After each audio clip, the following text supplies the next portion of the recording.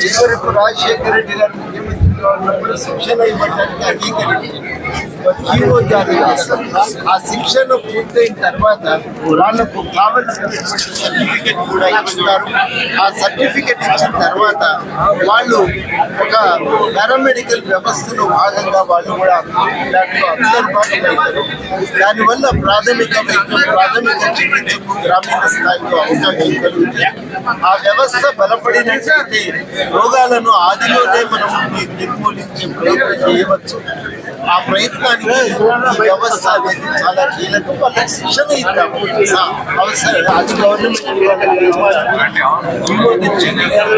అమలు చేసి సమస్యను పరిష్కరించాలి కానీ ఆర్ఎంపీ లేకుండా చేద్దామని మాత్రం అది చాలా నష్టమైంది.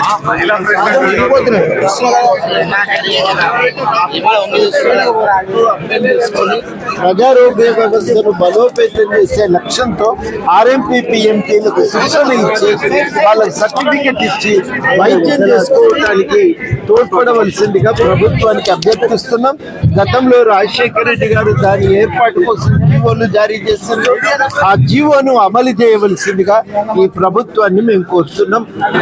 దామోదర్ రాజనరసింహ గారికి ఈ విషయంపై వారికి ఉత్తరం ఇచ్చిన విజ్ఞాపన పత్రాన్ని వారు స్వీకరించి ఒక 15 రోజుల లోపల ఈ విషయాలపైన ఒక పరిష్కారం చూపుతానని కూడా హామీ ఇచ్చిండ్రు. వారికి కృతజ్ఞత తెలియజేస్తూ తప్పకుండా సత్వరంగానే ఈ సమస్యను ప్రభుత్వం పరిష్కరించి దాడులను ఆపి ప్రశాంతంగా ప్రాక్టీస్ చేసుకోవటానికి, గ్రామ ప్రాంతాల్లో ప్రాక్టీస్ చేసుకోవటానికి, బస్తీలలో ప్రాక్టీస్ చేసుకోవటానికి అవకాశం కల్పించవలసిందిగా కోరుతున్నాను.